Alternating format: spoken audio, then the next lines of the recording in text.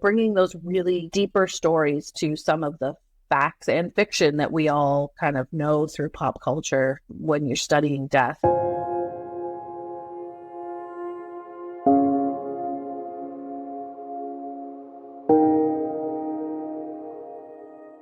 Hello, everybody, and welcome to another episode of the Glam Reaper Podcast. I'm your host, Jennifer Muldowney, aka the Glam Reaper herself. And on today's episode, I am joined by the gorgeous Allison, who is going to introduce herself and tell us all about herself. Welcome, Allison. Well, thanks for having me, Jennifer. You're too kind. And I've got to say, I love the tag, the Glam Reaper. It's pretty great. So it's a lot of I go look glam 90% of the time. And even when I do look quote unquote glam, I'm like, I don't know. But anyway. It's still a good hook. I still love it. It is. It definitely is a good stage. So my name's Allison. I go by Allison Danger in some spaces. It's actually, all jokes aside, one of my middle names. So it started, a little bit about me first. I am a death studies student working on my master's in death studies at the University of Winchester in the UK. Before I dove into the academic side of things, I've worked in death care as primarily an embalmer, but a funeral director and embalmer for about 20 years, since 2007. So quite a long time, front lines of death care as well. Very cool. Now, you have a tagline or a pseudonym yourself. I do. So I go by Allison Danger. My full name's Allison Danger Kathy Middlebrook. But it started out as my pen name because I started writing some comics and graphic novels, and I kind of wanted to keep my professional work and my fun work separate. And once I leaned into the idea that I was actually writing stories that really were thematically death relevant, I leaned into the idea that I really shouldn't be keeping these apart. There might be something more to this. So I go by Allison Danger. Yes, but there's another word that you've had a play on words. Oh, the podcast. Yes. So I do my own educationally based podcast, and it's called Definitely instead of Definitely. There we go. And yes, exactly right. So we're all about the fun tweaks and twicks and whatever gets you listening. That's right.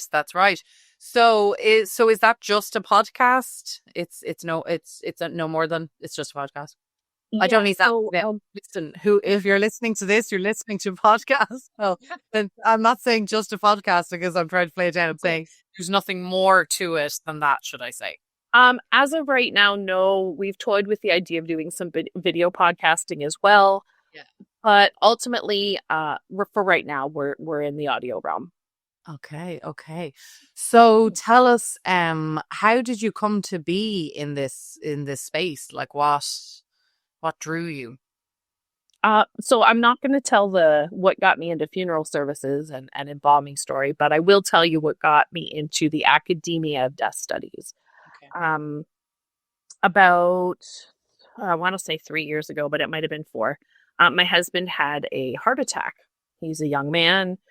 It was very jarring, very out of the blue. Turns out it was a congenital thing. It's been looked after. He's quite healthy. So, happy end to the story, but at that time, I've always been the type of personality that tackles problems through education and learning. So when we were going through the throes of that, I really dove into everything I could. Even working in, the death care industry, I felt like I needed to know more. I needed to research. I was, hungry for any information I could have in this space. And not in a perfunctory way that, I had at work, but really in that academic research-based arena. So I dove in, and I would say almost maybe pathologically so. But in the end, I realized that it really was the way that I wanted to progress. Getting into the, research side of things drove me. And I had written a little bit fictionally. And then I realized that academics actually get to write for a living. And that's pretty awesome. So yeah, so that's kind of what drew me. So again, happy end of the story. He's well, and I'm on my way to some postgraduate work. So all's well that ends well, I guess. Very good. So would you say you're like what's your focus day to day right now? Is it the academia? You know what? It's my time is split because I'm a bit of a sucker for punishment. Working full time, mom to a wonderful 14-year-old daughter who thinks that I'm very uncool, and then the academia as well, which I'm doing in a part-time studies. I'm not that crazy. So yeah, a little bit of everything. Okay, so what does that typical day look like? Up Or is there? Getting the kiddo off to school, off to work in the embalming suite for about 8 or 9 hours. I'll usually do some schoolwork on my lunch break, and then home, and lots of reading in the evenings. Okay. And if you were to fast forward 5 years from now, or maybe there's a listener out there who can offer you your dream job, what would that? Yeah, you never know. The big thing for me is education, and I don't necessarily know what that looks like, whether it would be in, a college or university setting, whether it would be through continuing education, but death education across the board, I think, is where my passion lies. So bringing, where the podcast goes, bringing those really, cool, well, what I think is cool, deeper stories to some of the facts and fiction that we all kind of know through pop culture when you're studying death. And then I think it's a really big thing. We've got, especially in, the Western, culture, it's very not death defying, but death defensive. Nobody wants to talk about it. Nobody wants to learn about it. And I think we're really underserving ourselves. So having some public engagement, even at the high school level, so that we're able to have, kids that are coming out of high school that are interested in this, because, like so many of your guests, I'm sure, have said, none of us get out of this alive, right? So actually, not really, it has to do with the education for me. So I'm not exactly sure what that'll look like in the long run, but it's definitely where my passion is. Right. And writing, you were kind of saying that writing seems to be the dream. Yes, of course. And again, that's where the academia comes in. So, where a lot of people would look and say, oh my God, I've got to write 10,000 words about, this death theorist, where I'm kind of like, oh, that's so exciting. Let's dive in. So, kind of the lifelong learner, the lifelong, nerdy gal, I love learning. Yeah. Yeah. And it doesn't seem to matter which side of the desk I'm on. So I'm pretty excited. Well, I'm not sure actually, was he a guest on, I know I was a guest on his, but did we actually end up having him on mine? I'm not sure. John Adams in the UK, do you know? Mm-hmm. Yeah. Mm-hmm. I mean, I love what he's been trying to do in terms of getting education, grief and death education into schools. I totally agree with you. I think there's a lot of future mortuary students out there that don't even realize. I mean, I certainly didn't. And yet which I often joke about, I mean, it should have been a clear signal. But when I was 15, 16, I worked in a bar, as most, will do. We grow up. That's the first job we have. Although it wasn't my first job, but and it was called the morgue. So that's pretty on the nose. Yeah.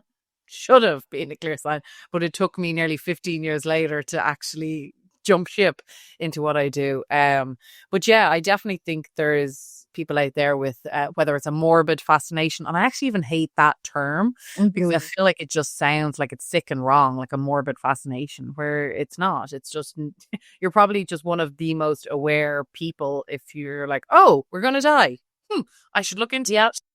Yeah, I should check that out.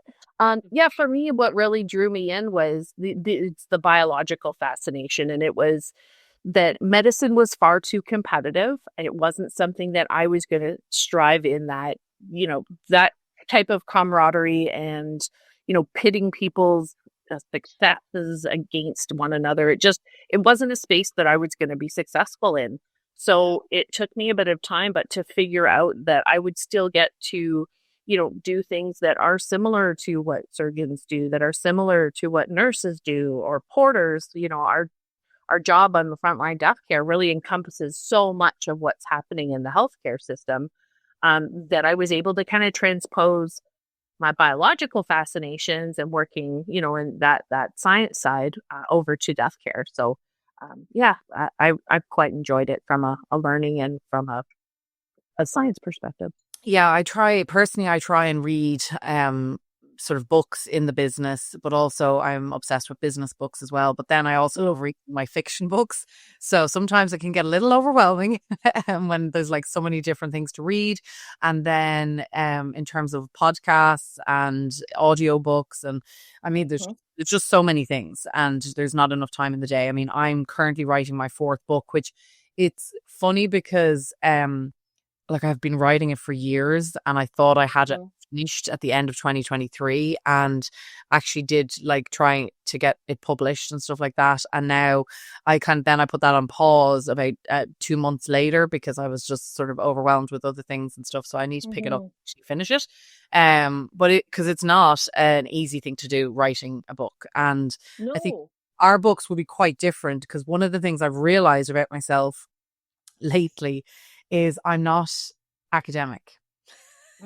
So so like last year I did a number of courses. I did one in pet loss, grief and bereavement, and AI.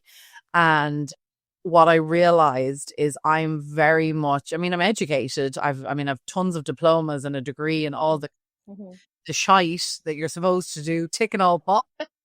I'm going to got a wall full of fun stuff. A wall full of good things.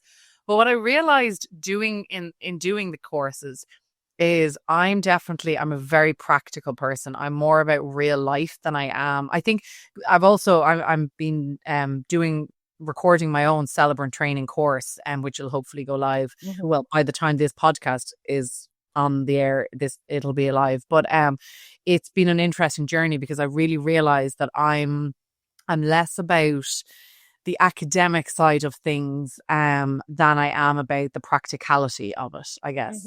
It's just been an interesting journey to kind of realize that.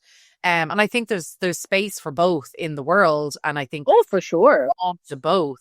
But definitely one of the things I feel like I've noticed in the books I've been reading in our space, in the funeral space, are more academic than not.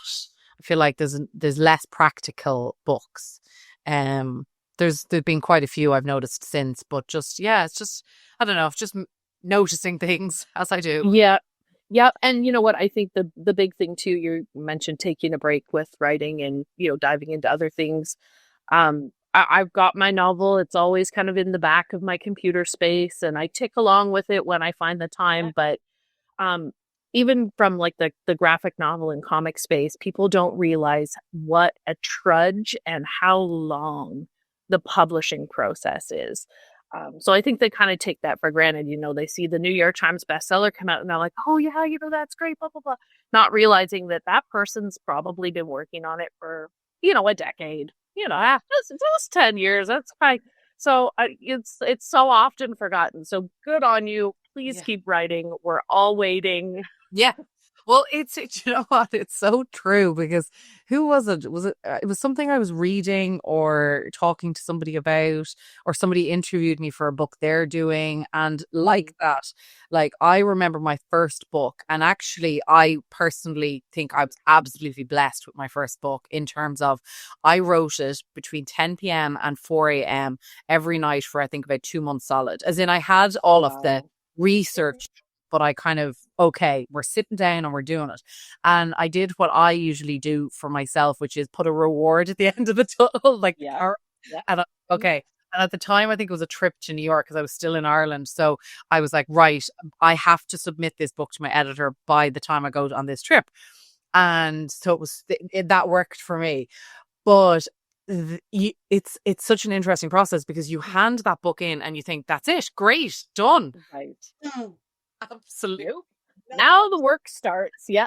No, I thought, great, that's it, done and dusted. No, the editing is fuck me. It's horrific. So much. It's so much. I can't even imagine for a graphic novel or any sort of back and forth. And then, the time delay and, you see celebrities on TV and they're out, promoting their newest film. And, often we forget, well, they filmed it like 2 years ago. Yeah. So they're trying to get back into that headspace, back into that character space. And it feels very similar. Oh yeah, I wrote that 3 or 4 years ago. My attitudes have kind of changed a little bit, but I'll get back on board. Sure. Yeah. And even things like you have to be careful, like facts, like my first book, the facts, there's certain parts of it that are completely invalid, like less than 6 months later. I was like, well, there goes that. There we go. Yeah, then we worked that chapter. Okay. Just out of curiosity, in a graphic novel, I mean, I actually, it's always been a part of my vision board or just something I've always wanted to do, and eventually I will, is do a children's book. I've been writing it since I was a kid myself. I have the character and all that sort of stuff. So eventually I would like to get it done. And actually yesterday I took a day off to try and sort of, I work 7 days a week like a lunatic, but by choice, but I love what I do, but and also I try and take Sundays off, but then that's the day that a lot of people want to have services or they're off, so they want to talk to you, that kind of thing. But yesterday I was able to, I actually ended up, this is bananas. I worked through the night, Sunday night, like literally did not go to bed. Just because I wanted the day off yesterday. And there was a certain thing, I told you, I'm very much you're very goal oriented. Clearly put that carrot out. And I literally was like, I'm very much a night owl as opposed to an early bird. So like, I'll do a lot of my writing at night. So I just plowed through, and literally like at 6:30 in the morning, I was like, okay, time for bed. And then I was like, wait, bonkers, but I enjoyed my day. It was great. Anyway, point is that I had this day off, and I really, really wanted this day off because it's rare. And I wanted to have a whole day off because I really wanted to start tapping into my creative. Like I used to draw Disney characters and cartoons when I was a kid. And I just recently went on a trip to Disneyland, and that got reignited. I was just like, I need to start doing things that are not just hobbies for exercise, like that are not just, I'm doing it, like I love cooking, but I'm cooking because I need to eat. Doing yoga, but I'm doing yoga because I want a decent body. You know what I mean? Like I'm like, I need to do a hobby that's just cause, Yes. So I dug up some of my old things, and I found the old cartoons and my sketchbooks and stuff like that. And I was like, oh my God, I really need to get back into this. But then I was like, Jen, don't get into it because it's going to start turn into this book that you don't want to add to your pile of things. Because then I'll be doing it up a day off, and then at the end of the night I'll be like, wait, is that a day off? Yeah. I've added myself another task. Exactly. Or have I just given myself another work day, another thing to do? Yep.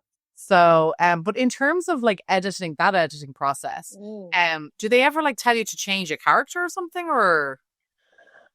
So it really depends. I've done some work for hire for, companies where I'm writing their characters. So that's a little bit different.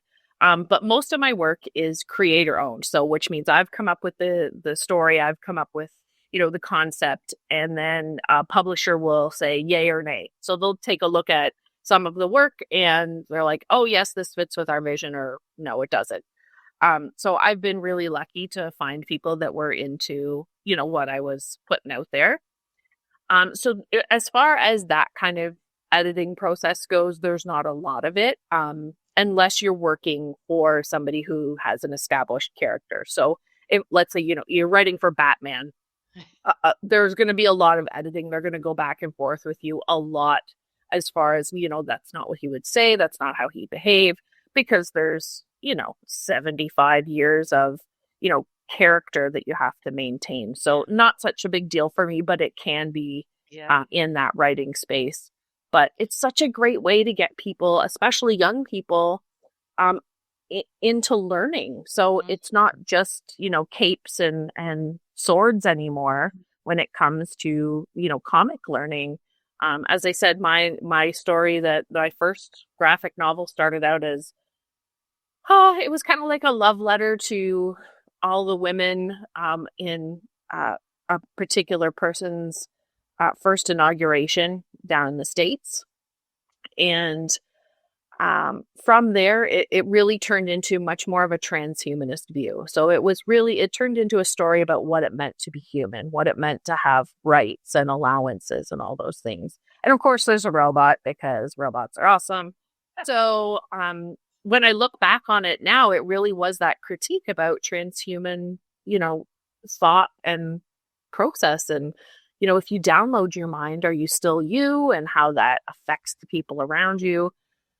But ultimately, that's kind of where it got me. And it started in a way different spot, but we got there. And like I said, when I looked back all those years later, I realized that it really is about, life and death and what makes you you and all that kind of good stuff. So for me, it's much more about working with talented people like yourself, because I have not been given the gift of the artistic flair. I can write till the day is long, but when it comes to drawing, stick figures are as far as I can go. Very cool.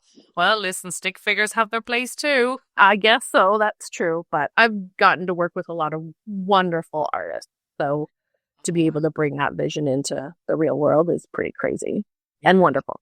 Yeah. And that's such a topical thing right now, or at least I feel like it is. I've a total fascination with sort of all things digital, afterlife, AI, how it's all. I think I've said it on this podcast before, but like there's now we all know the DNR, do not resuscitate, or DNR, as Americans would say. I'm like, DNR. I will never say tomatoes. It will always be tomatoes. Yeah. Irish till the day I die. Yes. It'll be on my tombstone.